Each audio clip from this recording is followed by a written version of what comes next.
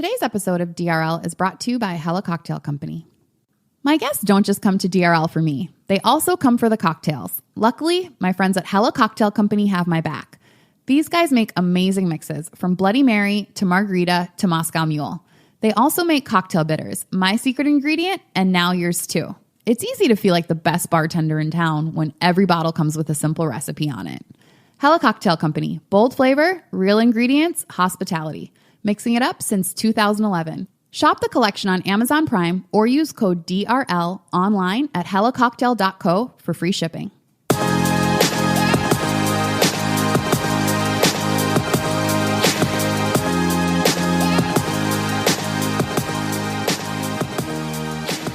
Hello, my lovely listeners. Welcome back to another episode of DRL, where we're talking everything dating, relationships, and love. I'm your host, Tanisha Wood. Hello, my lovely listeners. I'm back with part 2 of last week's episode. If you haven't listened to part 1 of Panoramic Views with Lottie, go back and listen to that and then come back and listen to this episode. Today, we're going to be following up and talking about her childhood and how that's really shaped the way that she sees relationships today. So, Lottie, you didn't meet your dad until later in life. I was 19 at the time, and my dad just came to America for the very first time. I was a one-time baby. Both of my parents were virgin when they had me. They lost their virginity to each other. And I'm here. You broke through every barrier. Woo, I'm that one. I'm the one. And at the time, my mother family was well off and my dad's side of the family were not. So my whole entire life has been told to me by my family. My mom doesn't talk about anything in the past. She just let the past be in the past. So I don't really talk about stuff like that. But it's always been told to me it wasn't my dad's fault that he wasn't in my life. It was pretty much my grandfather's fault. It was like, you're broke. You don't deserve my daughter. Get the fuck out of here. That was my grandfather. You're broke. You got my daughter pregnant. And apparently somebody told me that my grandfather tried to beat me out of my mom. You will not I made it. I'm the one. You will not have this child. Baby. African abortions. I don't know. So he tried to beat, and I'm still here. I'm a survivor for real. Wow. So no, that didn't work. So then I was 13 when I met my dad's side of the family here in Minnesota. Did you know your dad growing up? I had no clue.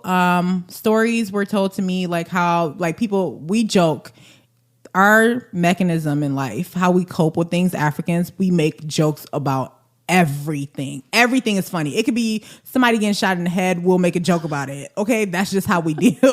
That's just how we deal. So it's just like, hey, remember that one time your grandfather tried to beat you out of your mama and blah, blah, blah. So everything that was told to me was told as a ha ha, you're still alive. Ha ha. You know what I mean? So it's just like, hey, that one time you were 4 months old and we had to like jump out the window and your mom had to drop you to your dad. I'm like, whoa, y'all try to kill me again? Wait, I'm going to throw her out this window. You catch her? Was that the situation? I'm like, were y'all really trying to get rid of me? Like, no. So I heard those stories. Like, they tried to sneak me to see my dad. And the last time my dad saw me, I was like months old. And the war happened in Liberia when I was 4. And then we got separated after that and never saw my dad until I was 18 years old. I met my dad. And he was here in Minnesota? He was here in Minnesota. And him and your mom were like back together? And they were just like kids in high school disgusting. It was gross to watch like two people be like, love you, miss you. I'm like, you guys are just okay. Oh, that's like really cute though that they didn't lose that feeling over all those years. It was gross. Just watching. So did they end up getting married again? I am traumatized by my parents, by the way. No, they did not. So I met my dad, right?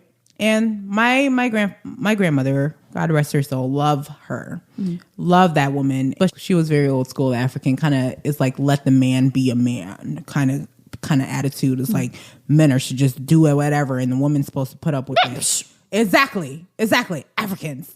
So, I remember coming to my grandmother's house. I had a room in the basement and I remember coming home one day and he's supposed to be spending time with me. And there was a girl sitting on his lap that we went to high school with.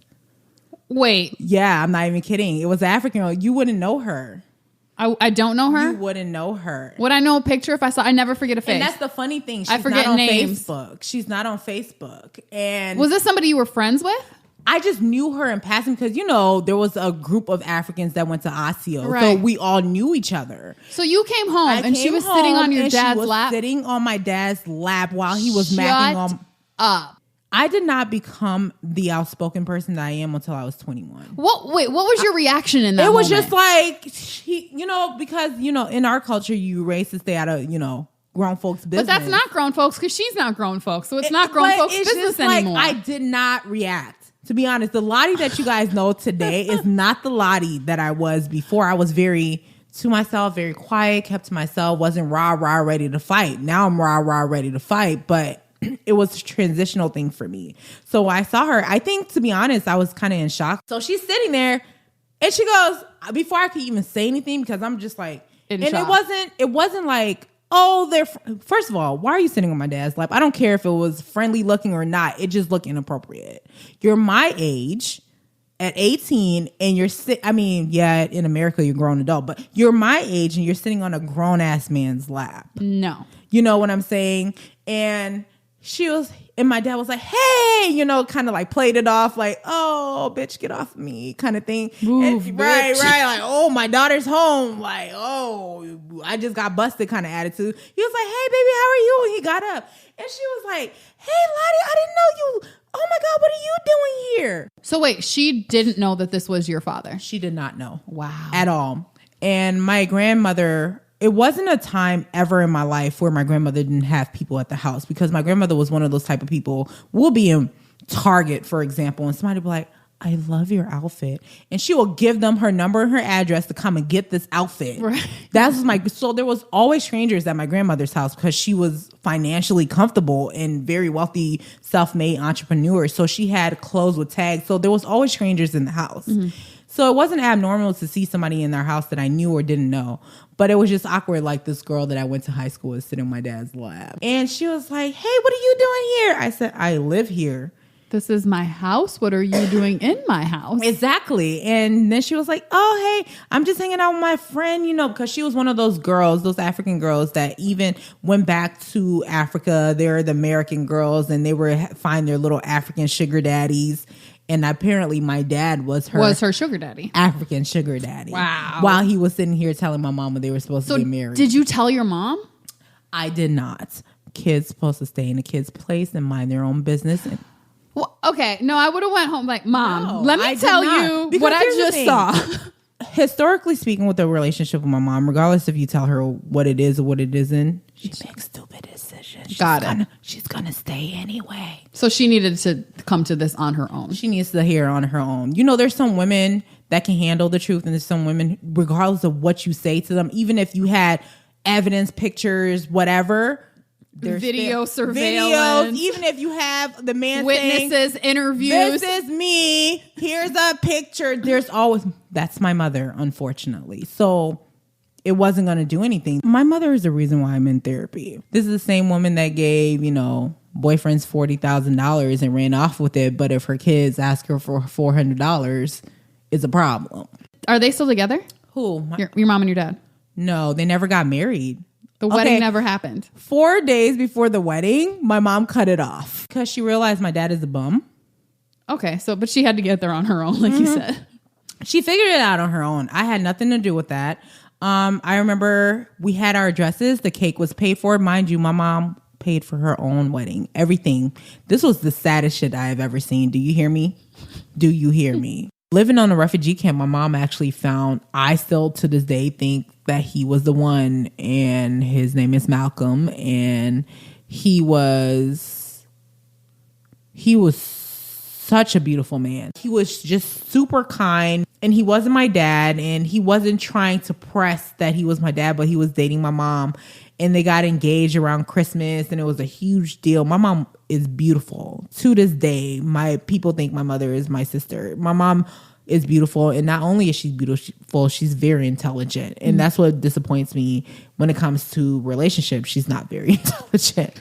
And when we came to America, a year later, we found out that he got somebody pregnant on the camp.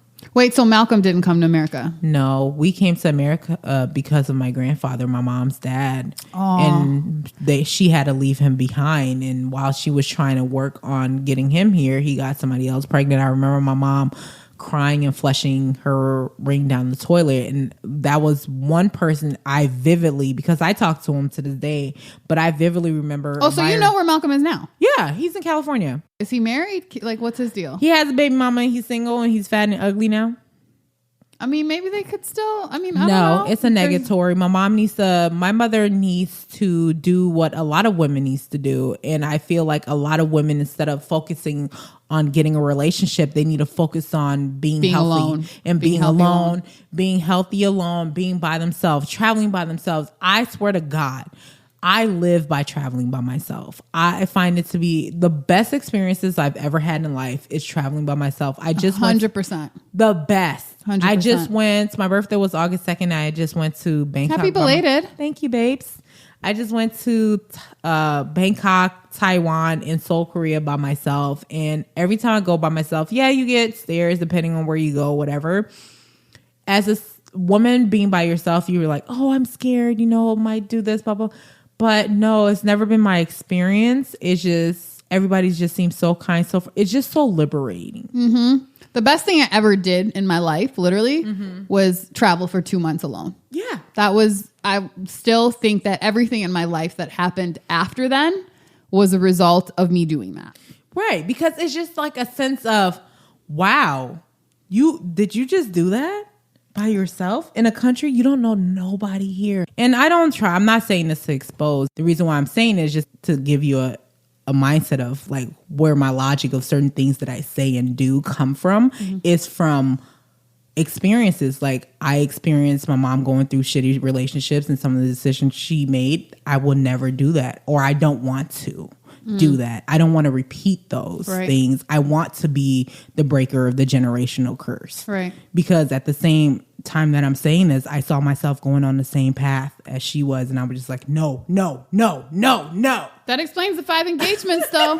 But it all does kind of make sense now, because what probably happened is your mother sort of wanted this fairy tale at all costs. Yes. And like at this wedding, she's like, okay, I'll pay for the whole thing, because she wants the dream so much. And she lost what the reality was because she was so focused on the dream. And so it makes sense now that you're like, no, I don't want to get married. Like, I don't want to be tied down like that. Like, I don't want to be so obsessed with the dream that I'm missing the reality. So like right now, I'm not thinking about the marriage and the fairy tale and the wedding. Like, I'm just focused on me and being happy. So exactly.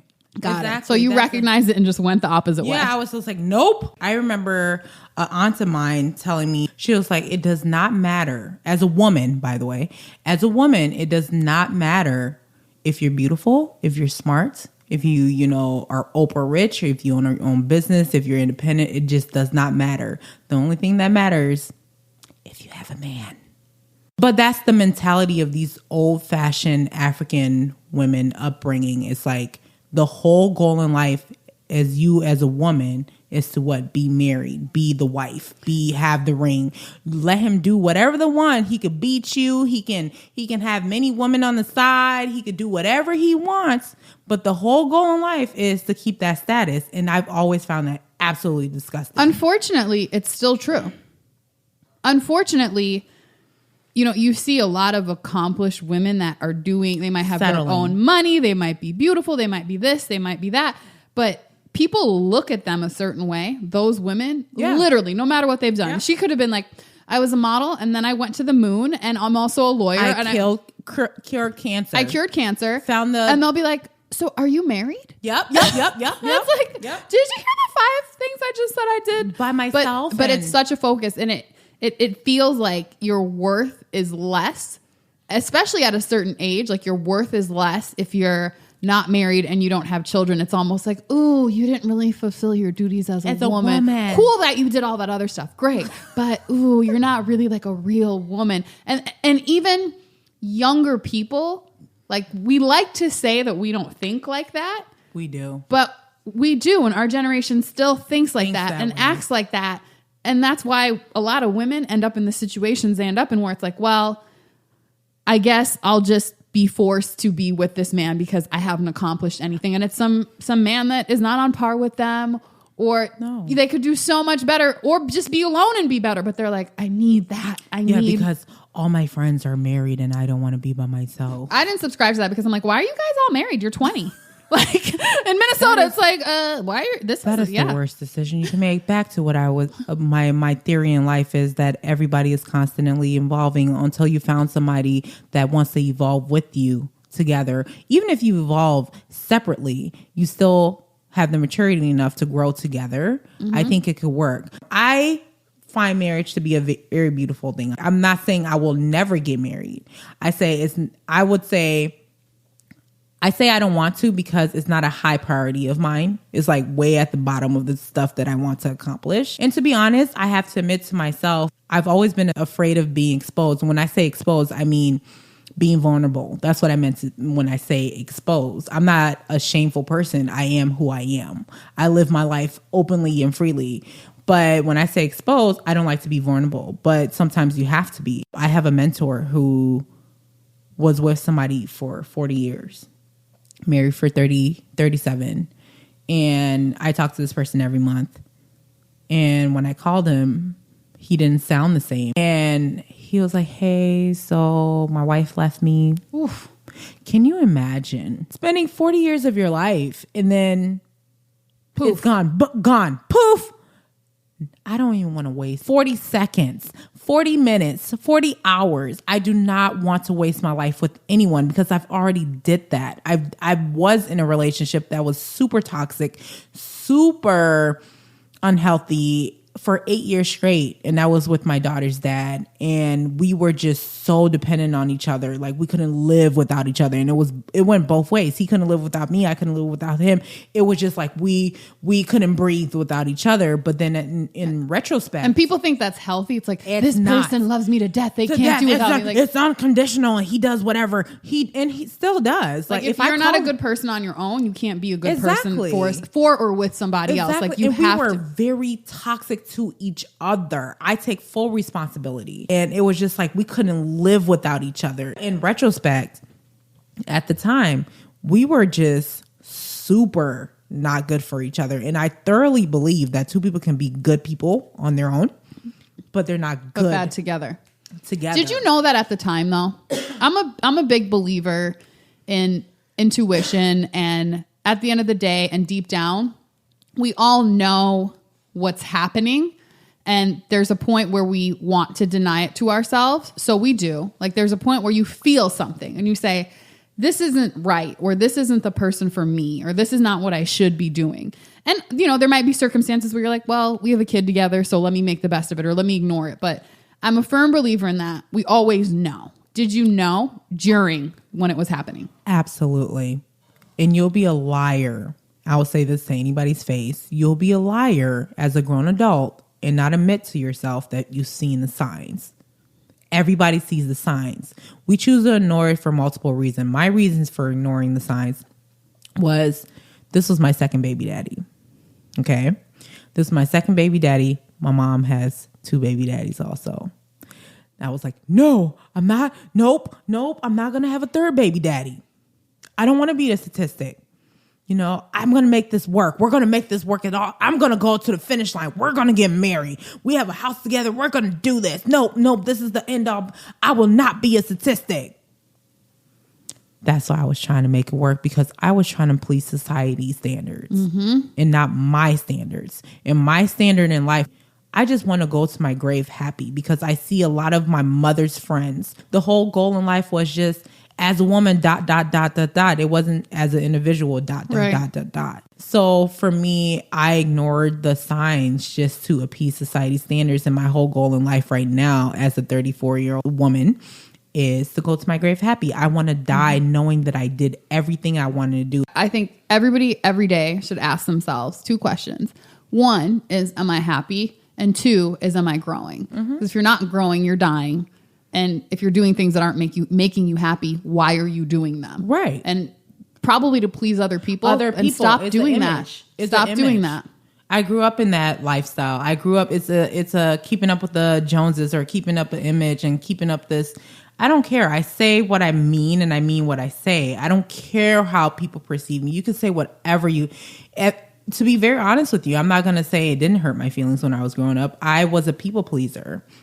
When I was growing up, I was trying to make everybody happy, say what made people feel happy. And I noticed you're damn if you do, damn if you don't, regardless. You can't win regardless. So who am I trying to win this for? If whatever winning is to you, who are you trying to win for? I'm trying to win for myself. Now, how were you able to shift your mentality? Because you said earlier, the younger 20-something-year-old version of yourself is very different than the one that you are today. How were you able to shift that? And like, what was the thing that clicked that made you say, no, I got to do this for me? Example, I love to cook.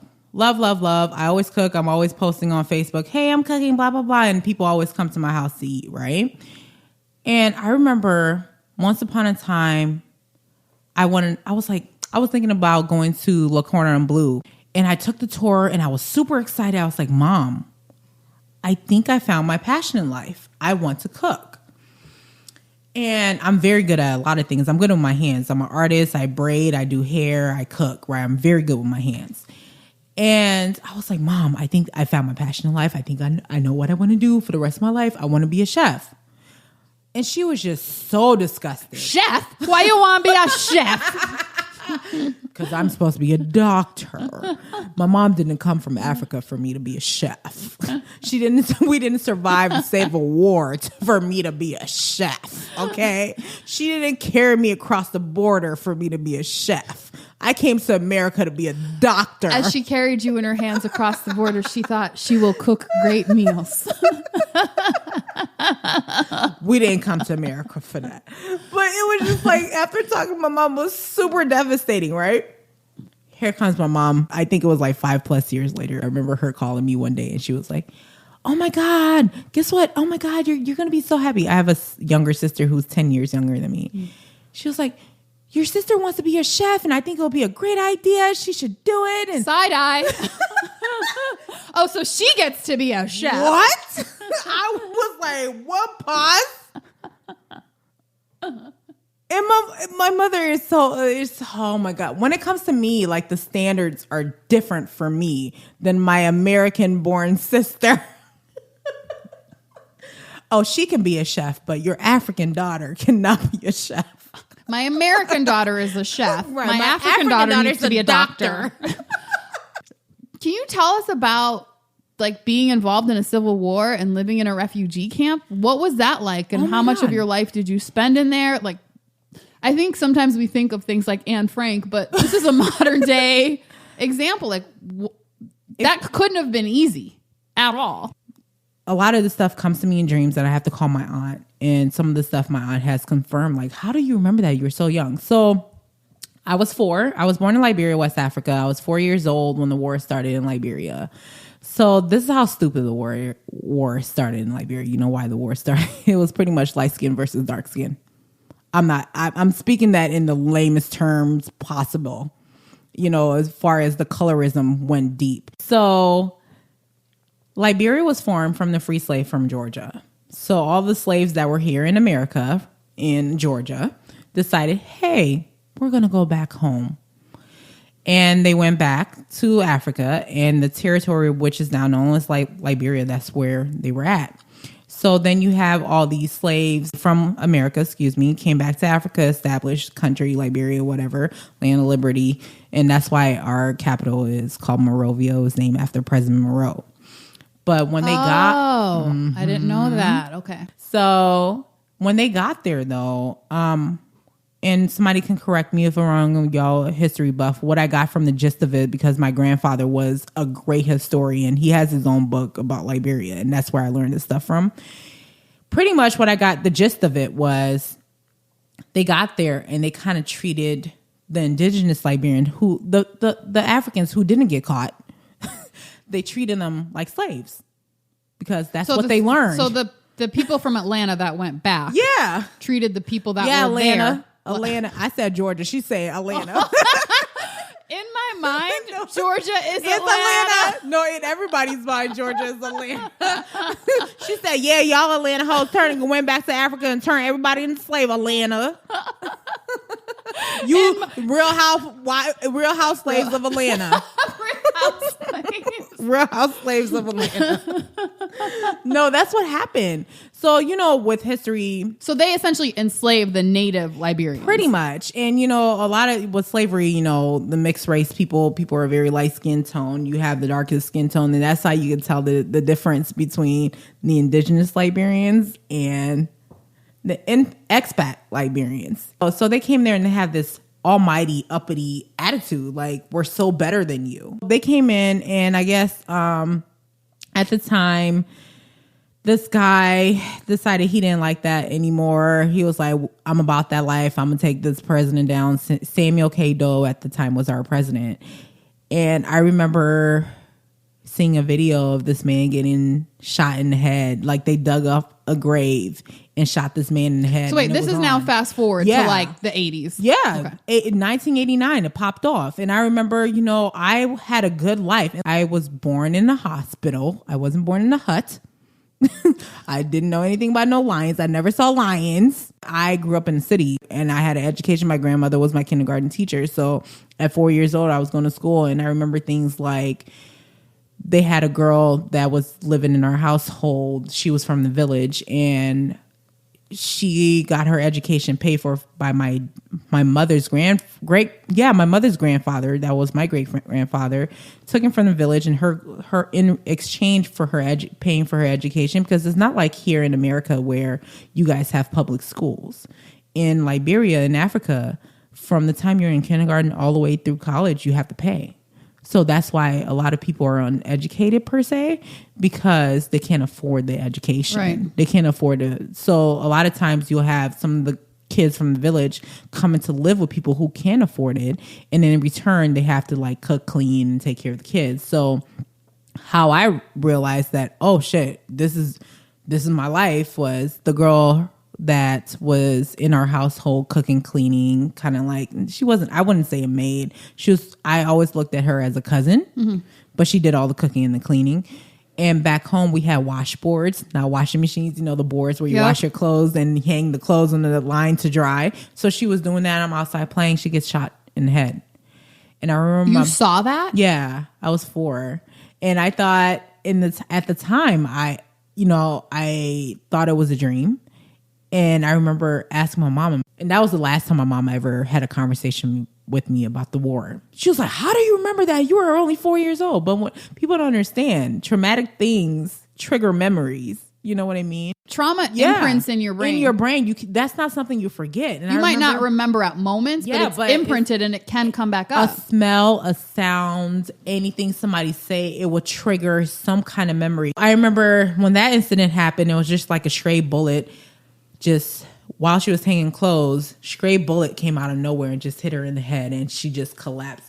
In our culture back home, you don't leave the house until you're married. So a lot of times, if you have the money, you build a house big enough for generations to stay in that compound. Right. So we had a compound, and even my mom's uncle and his wife was living there, and their kids, and then generations of family just live in one area because you have the money to do so.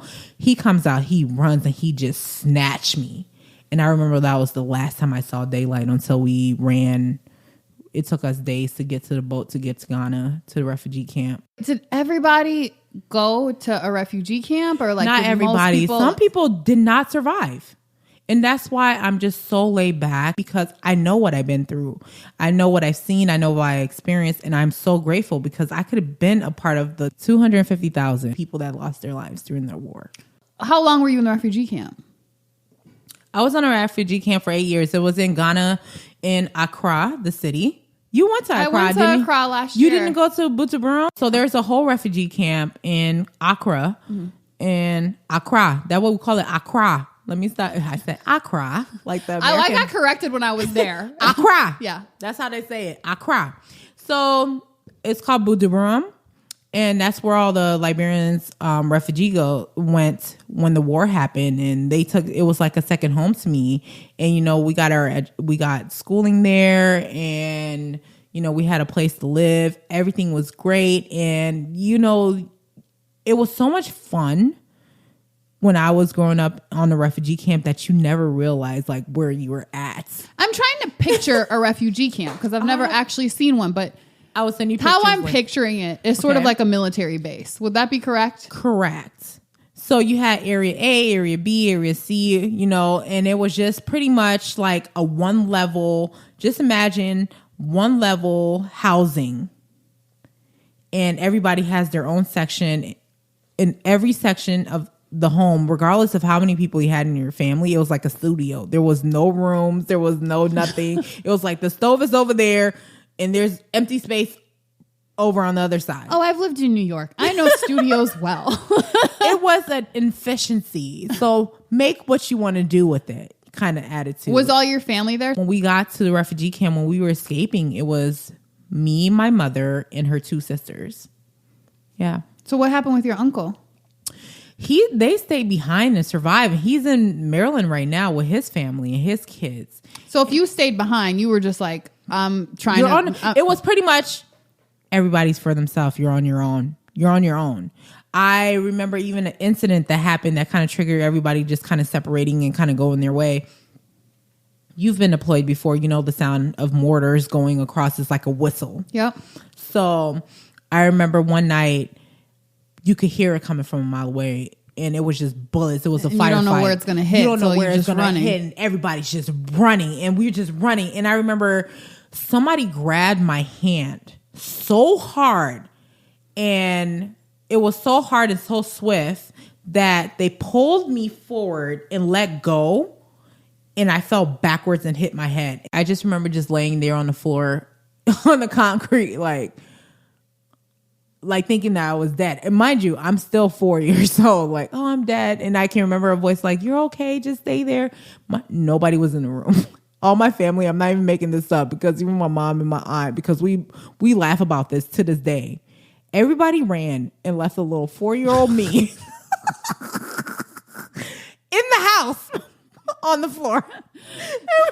Everybody ran for the life. And I'm just like head hit. I hit my head on the concrete because I fell backwards when somebody was trying to pull me. See, you shouldn't have waited to be so vocal till your 20s. If you were vocal when you were vocal. And I hit my head and I'm sitting backwards. And I was like, I remember my mom, I didn't ask about this until like, I'm not even making this up. I didn't ask about this story until 7 years ago.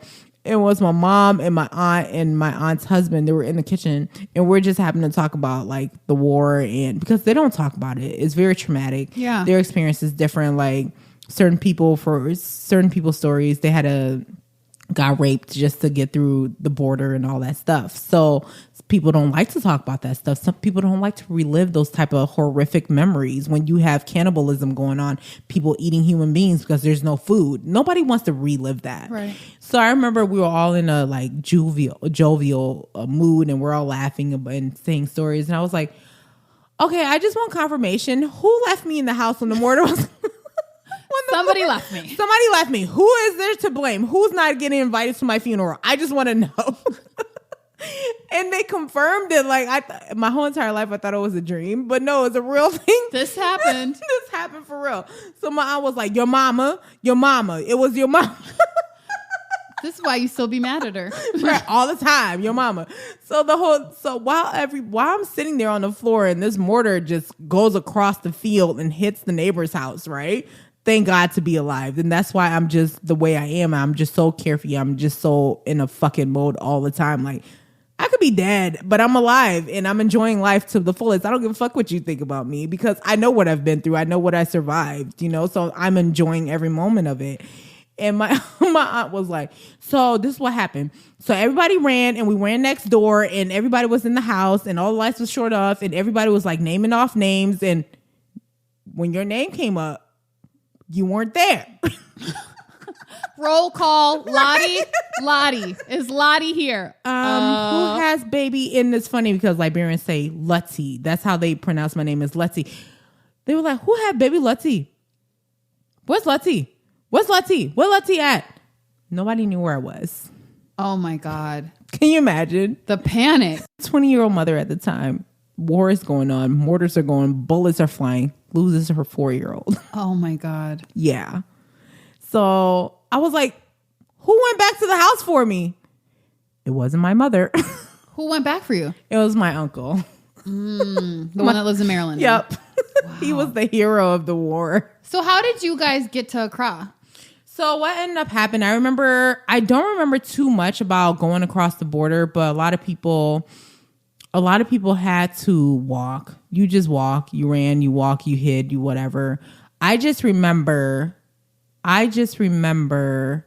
waking up one day in a container. Like the Connex kind Yeah, of like containers? our Connexes. Absolutely. I just remember waking up in a Connex. I remember just waking up in a Connex and everybody was like, be quiet, be quiet, be quiet. And it's dark. And then the door opens and then here's a boat. Mind you, let's be real, not a lot of Africans swim. And then me being a 4-year-old little girl, and there's this huge boat and there's a rope ladder. And people are falling through this rope ladder into the ocean. Oh my God. And dying. I'm not even kidding. Like, and that was our, because this boat came, I forgot who was in control of this boat, but they were like literally allowing people to escape on their boat. It was a huge boat. I wouldn't say Titanic. I was gonna say like a Titanic type. But it was huge. I was a little girl, so I couldn't really even say how big it was, but I remember it was huge enough where I was terrified of climbing that rope ladder because there was 4 different rope ladders and I was on the second one. And then you look to your left, people are falling into the ocean. They can't swim. You look to your right, people are falling to the ocean and they can't swim. All the way trying to get to freedom. So we lived on top of the level of the vessel.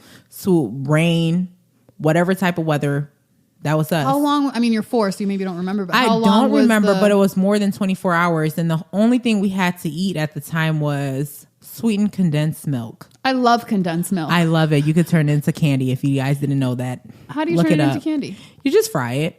You never You can did fry that? condensed milk? Sweetened condensed milk. You I can didn't fry it and know turn it that. into milk candy. It just brings you back to the topic of colorism because my mom is even my sister, very dark skin, lovely skin tone. Being raised in Africa and seeing the beauty of dark skin, it's so funny because I've always wanted to be dark skin. You know, that's how I felt because I'm brown and my parents are like dark brown and my sister is darker brown. But, you know, we lived on top of the boat and I remember being malnourished and not having the vitamins or the protein or whatever. My hair was blonde. My hair changed colors. So I was a blonde, light-skinned African kid. So I'm this blonde, light-skinned African kid walking around with this dark-skinned mother. They literally, the person on the security on the boat thought my mom kidnapped me. And it wasn't a far-fetched theory or assumption because what was happening a lot of times was during the war, a lot of kids lost their parents. Yeah. So as you were escaping and you see kids crying or on the side of the road, guess what you did? You just took one. You took a kid. Yeah. Because nobody wants to see a child just left with a kid. You saw dead bodies. You saw children next to their parents' dead body and just sitting there starving. That's why a lot of these kids or a lot of Liberians that come here, they don't know their birthday. They don't know their family. You know, they just say, oh, that's my brother, that's my sister, blah, blah, blah. That's my parents. But they're not because we did what we had to do to survive. So how did you guys make it to Minnesota? At the time, my grandfather had close relationship to the government. And when the rebels took over the Liberian government and killed everybody, we just thought he was dead.